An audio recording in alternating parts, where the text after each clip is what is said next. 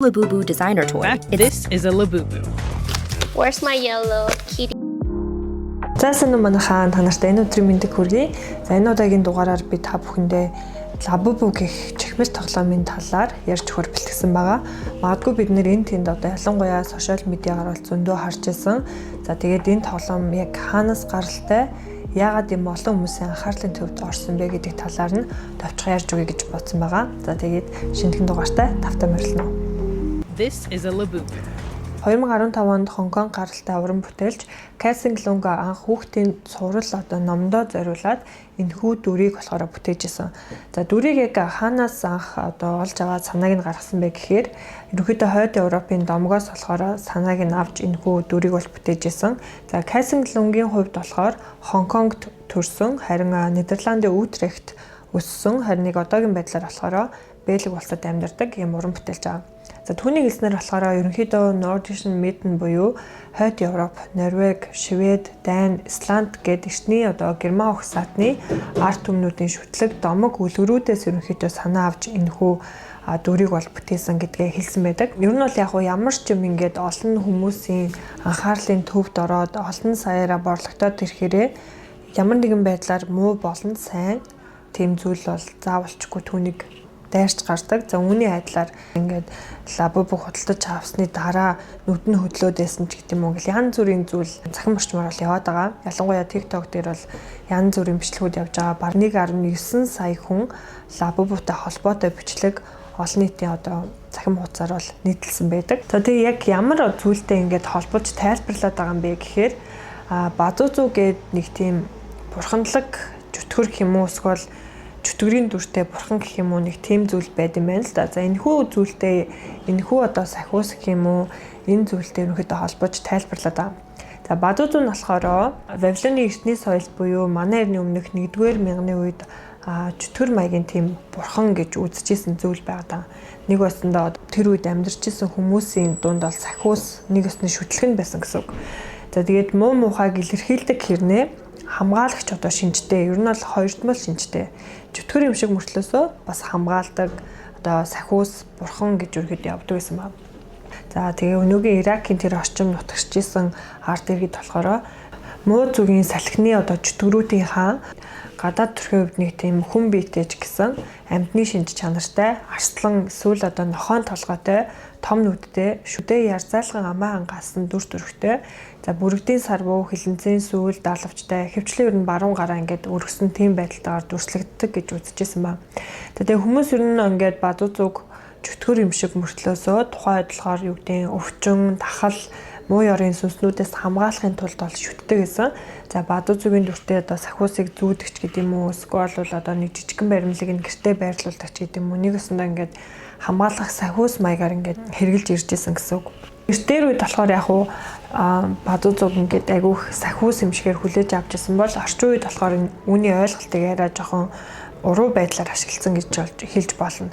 Орчин үед болохоор Базузуг шууд утгаар нь буюу муу ёрын одоо чөтгөрийг дууддаг, муу ёрын зүйл гэдэг утгаар нөгөө хүмүүст ингээд таниулаад ирсэн чинь хүмүүс шууд түүнтэй ингээд холбоод ярьсан. Ер нь бол Labubu Базузу хоёр чинь яг ингээд сайн анзаарах юм бол дүрсний хувьд жоохон төстэй гэх юм уу ялангуяа нөгөө ам нь ингээд амар ангаацсан тэгснэ юм шүдэн ярцаасан айгу эвгүй инээж байгаа тийм дүр төрхтэй байдаг шүү дээ Labubu ч тэ тэнгүүд нөгөө Базузутай бас жоохон төстэй учраас хүмүүс түүний санаа авсан баха тэрнтэй холбоотой хаа ч гэдэг юм уу тиймэрхүү зүйл гаргаж ирээд байгаа нь ерөнхийдөө бол яг сөрөг талаараа тайлбарлах юм бол Базузуг энэ зүйлтэй л холбож тайлбарлаад байгаа. За тэгээд зарим TikTok дээр ч гэдэг юм уу юм бичлэгүүд л яваад байгаа юм л да.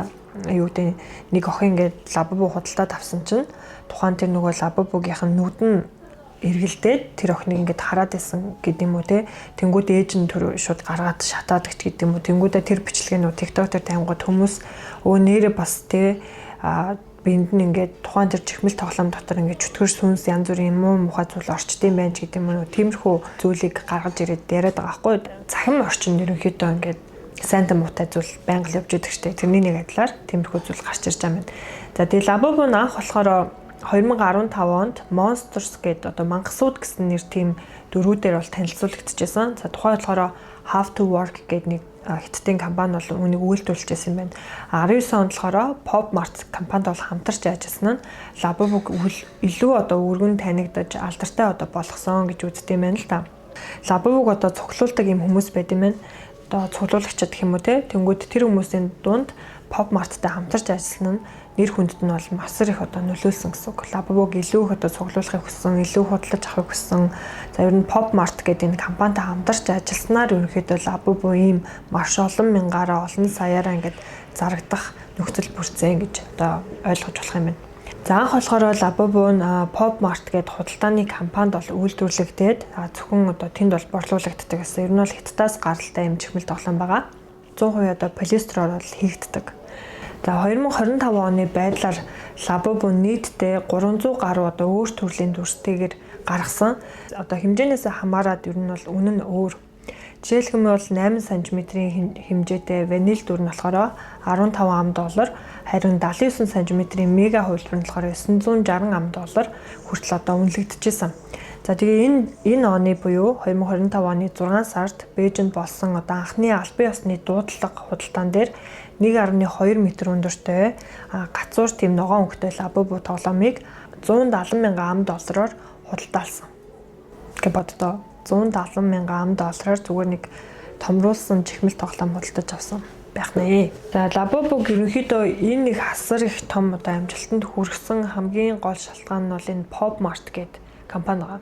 За тэгэхээр Pop Mart гэдэг компанийн хувьд болохоор хамгийн анх Won Ning гэдэг 1987 онд Хятадын Henan мужийн Huanchun-д төрсэн энэ залуу анх бол үүсгэн байгуулж ирсэн байна. За түүний хувьд хэм бол 2009 онд зар сурталчилгааны чиглэлээр Сиасын их сургуулийг бол төгссөн.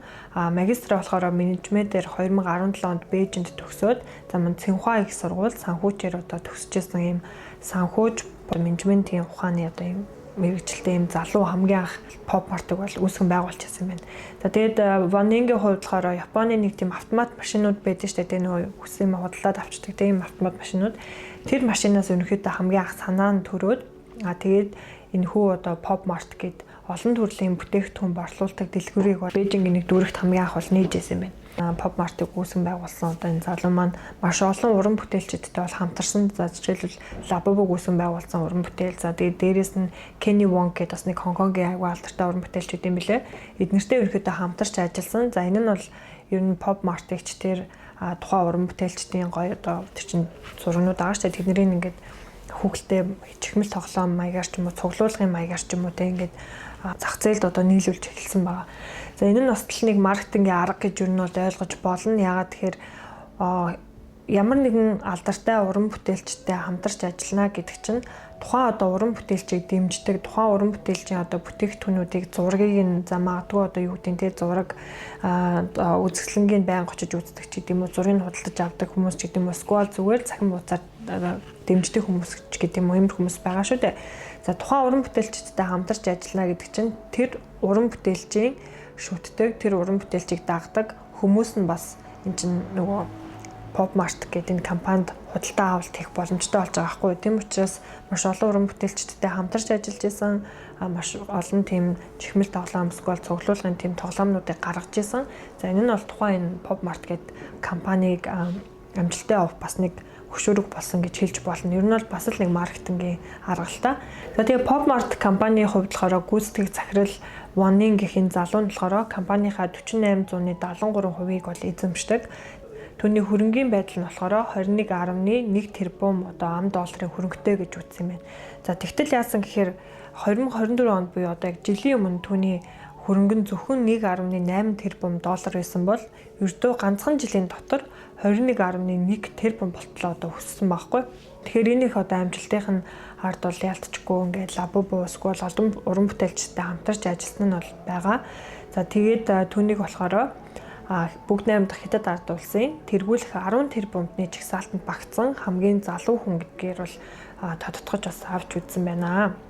За Labubu тоглоом ер нь ингээд тоглоом цуглуулдаг хүмүүс байдаг шүү дээ тийм аним үздэг хүмүүс жишээлбэл янз бүрийн дөрүүдийн цуглуулагч гэдэг юм ингээд нөгөө цуглуулга үздэг хүмүүсийн дунд бол Labubu угаасаа л алдартай болж эхэлж исэн. За тэгээд ер нь бол хүмүүс танигдаад ирсэн. За тэр үед нь болохоор бас нэг бүүн болсон зүйл нь 2024 оны 4 сард Blackpink хамтлагийн Lisa өөрийнхөө одоо цахим хуудасаараа Labubu дэлхүүрний осрыг ингээд цөмөндөө хийцэн байсан нь гарч ирсэн. За тэгээд хүмүүс мэдээж хэрэг түүний дэмжигчд бүр амар их дэмжигч одоо хүүхдүүд, залуу одоо нас биеийн төрсөн хүмүүс ч гэсэн байгаа штэ. За тэр хүмүүс нь юун зүгээд явж байна гэдэлт шууд анхаарлынхын төвд нь орсон байгаа байхгүй. За тэгээд алдартай хүмүүсээс гэх юм бол одоо Dua Lipa байна, Rihanna байна. Тэгээд маш олон хүмүүс ерөнхийдөө Labubu зүгээд явж байгаа. Цүгнээ ингээд нөгөө осор болгоод зүүцэн байгаа нэн тэнд зургнууд дээр нь харагдсан ч гэдэм үү. Тэр ерөнхийдөө бол хүмүүсийн анхаарлын төвд бол ороод эхэлсэн. За дээрээс нь бас David Beckham байна. Өөрийнхөө одоо охиндоо бэлгэлгээд Labubu худалдаж аваад за түүнийхээ бас зургийг постлсон гэх мэтчлэн ер нь бол Холливуудын селебритинууд бас Labubu хэрэглэж эхэлсэн. Энэ нь бас маш олон хүмүүсийн анхаарлыг бол татаж эхэлсэн байна. За тийм ч утгаараа ер нь бол анх бол яг Blackpink хамтлагийн Lisa зүүсний дараа бол Тайланд ер нь бол зүүн өмнөд Азаар бол бүр маш их тархаж эхлээд борлуулалт нь бүр асар их нэмэгдэж эхэлчихсэн бол одоо бол бүр ингээд дэлхийд дахинд ерөөдөө борлуулалт нь явагдаж байгаа. За ялангуяа би сая вебсайт руу орж үзсэн чинь бүр дандаа sold out хэлээ маш хурдан зарагдчихдаг. Худалдаж авахд бас айгүй бэрх болгож өгч байгаа байхгүй нэгсэндээ хязгаарлагдмал байдлаар гаргадаг. За тэгээ дээрэс нөгөө нэг blind box гэдэг тэр нь бас хүмүүсийн анхаарлыг маш их татдаг. За ер нь бол хүнийг жоохон донтуулах маягтай гэж хэлж болох юм уу? Яагаад тэгэхээр blind box дотор тухайн хайрцагт дотор таны хүсэж байгаа өнгө байгаа үгүй мэдэхгүй та худалдаа авалт хийж байгаа. За тэгээ тэрийг задлаад дотор нь таны хүссэн өнгө байхгүй бол та магадгүй дахин худалдаа авалт хийн. Хүссэн өнгө амарна штэ. Таны хүссэн өнгө байхгүй ч гэсэн тухайн бүтээгдэхүүнийг тэр задлж байгаа тэр моментод хүнд нөгөө нэг тийм ад жаргалын ч гэдэм үү юм зүйлийг ингээд мэдрүүлж байгаа учраас тэрийгэ хин нэгнтэй хуваалцмаар байгаа учраас захим хуудсан дээрээ тухайн тэр нөгөө бокс хийж unboxing хийж байгаа. Тэгээ задлж байгаа хайрцгаа задлж байгаа дотроос нь ямар өнгө гарч ирэх вэ гэдгийг харуулж байгаа нь бас тухайн хүнд нөгөө айгу гоё мэдрэмжийг төрүүлж байгаа. Тэгээ ер нь бол ингэдэж штэ зах зээл дээр та хэрвээ ямар нэгэн бүтээгдэхүүн гаргаж ирэх байгаа бол ялангуяа тийм хувцж байсгүй бол одоо юм чихмэл тоглоомж бай. Тухайн худалдан одоо авч байгаа те таны бүтээгдэхүүнийг худалдаа авч байгаа хэрэглэгч бусадтай хуваалцах хэмжээний тэгээ юу гэдэг сошиал медиагаараа дамжуулаад хуваалцах хэмжээний бүтээгдэхүүн та гаргаж чадна гэж үзчихвэл таны бүтээгдэхүүн амжилтанд хүрнэ гэж одоо бас нэг маркетингийн арга одоо байдаг юм байна л да. Би бол яг маркетинг юм биш. Ер нь бол ингээд судлаа явж хахад задлж байгаа амар сонирхолтой байхгүй. Тэнгүүд нөгөө л TikTok дээр ч юм уу, Instagram дээр ч юм уу одоо ямар сошиал медиа хэрэглэлтэн дээ тэрэн дээрээ ингээд нийтлээд ирэнгүүт тухайн хүнд бас авах хүслийг төрүүлж энэ одоо охин ингээд аваад задлсан чи ийм их хүн үзэж байна. Би ч гэсэн худалдаж аваад задлж үзвэл магадгүй миний одоо дагагч нэмэгдэж магадгүй ч гэдэм үү. Эсвэл би хин нэг найзтайгаа ярих надад гой сэдв болж өгөн ч гэдэм үү. Тиймэрхүү маягаар басан ч худалдаа авалт нь явагдаж байгаа гэх жишээ те.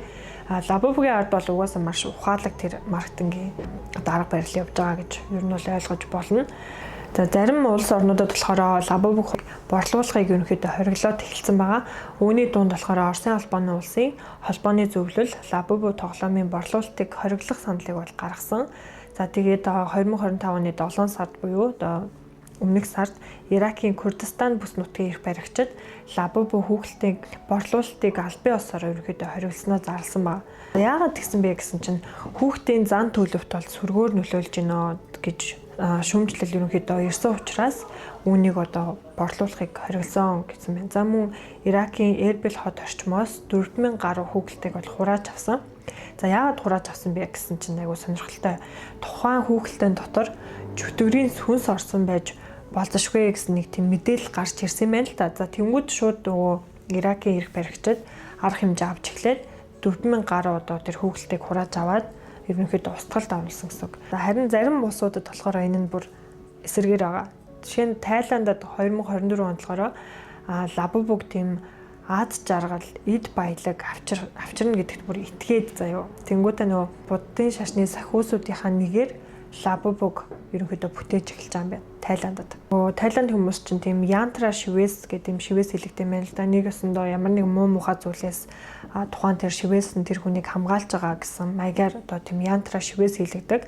За тэнгууд тэр янтра шивэсийнхаа бас нэг дүрээр хэм үү лабубуг бас бин дээрээ шигүүлж эхэлж байгаа юм байна. Гэх мэтчлэн Тайландд бол арай жоох өөрөөр хүлээж авч байгаа юм байна. Айгуу сонирхолтой санагдсан. Би саяхан бас нүүн лабубугийн талаар TikTok дээр ингээ юм хайгаад янз бүрийн бичлэг үзээд явж байсан чинь сая 6 сард юм уу да Katy Perry Австралид нэг тоглолтоо хийсэн байна л да. Тэгээ нөгөө хамгийн урд нь ингээд зогсож байгаа нэг үзэгч нь лабубугийн plant box дээр тийм шинэ одоо plant box худалдаад авсан. Тэгээ ингээ Katy Perry рүү ингээд өгөхгөө тэгсэн чинь Katy Perry шууд урагшаа ингэж ирсэн ээ. Амар уурлаад микрофоноороо ингээд шууд тэр лабубуг ингээд цохиж унгааснаа. No Labubus гэдэг яг тэр бичлэг нь бас айгүй viral болоод явж байгаа юм билэ. Тэгээ зарим хүмүүс болохоор амар ууралж байгаа, ямар муухай юм бэ чинь зүгээр тэг бэлэг болох гээд өөрийнхөө мөнгөөр худалдаж авч байгаа чинь ямар муухай юм зан гаргатیں гэж үзэж байгаа хүмүүс байлээ. Зарим нь болохоор магадгүй нөгөө Katy Perry чинь нэг янз бүрийн тийм сонь сахиус янз бүрийн юм шүтдэг яадаг гэдэг гэл нэг нэр нь холбогдоод яваад идэв штэ. Магадгүй тэрнтэй холбоотой ах, магадгүй лабуб үнэхээр одоо тэр базуу зуу гэдэг юм уу тэр чөтгөртэй холбоотой ч гэдэг юм ингээл янз бүрийн зүйл яваад байгаа байхгүй. Гэтэ ер нь бол яг анх үүссэн зүйл нь бол нэг юм одоо Хонконг нэг уран бүтээлч тийм хүүхдийн цуврал номдоо зориулж дүрсийг гаргаж ирсэн. За дараа нь тэгээд Pop Mart-тай хамтраад ерөнхийдөө юм хүүхэлтэй болгож гаргасан. За тэгээ олон янзын цуврал гаргаад нөгөө цуглуулагчдын дунд ам дамжин яригадаад тэр нь бас олон хүмүүсийн анхааралд өртсөн. За дараагийнх нь бол мэдээж маш асар том одоо маркетингийн баг ажиллаж байгаа, маркетингийн арга барил ашиглаж байгаа. Энээс нь болоод бас мэдээж эрэг лабуб бол олон хүмүүсийн анхаарлыг төвөнд орж байгаа. Загварын ертөнцид ч гэсэн ер нь сүүлийн жил зөвхөндөө ингээд янз бүрийн тоглоом зүүх ч юм уу те загварын ертөнцид ч гэсэн лабуб ингээд ороод ирсэн учраас хүмүүсээс айгүй их сонирхож худалдаа авалт хийж байгаа болов уу гэж би бол хувьдаа харсан. За тэгээд миний хувьд бол лабубуг ерөөсө худалдаж бол аваагүй, авъя гэж бодоогүй. Ер нь бол нэг сонирхоогүй. Тэгээд янз бүрийн нөгөө мэдээлэл гараад байсан болохоор амар сонирхолтой санагдаад би энэ талаар бас жоох ярих гэж бодоод дугаар бэлтгэсэн байгаа. За тэгээд та бүхэн маань юу гэж бодож байна? Үнэхээр янз бүрийн тэр чөтгөр мөтгөр янз бүрийн зүйлтэй холбоотой гэж бодож байна уу? Зүгээр л чихмэл тоглоом шүү дээ. Ягаад хүмүүс сүржинээд байгаа юм бэ гэж бодож байна уу? Миний хувьд бол зүгээр чихмэл тоглоом.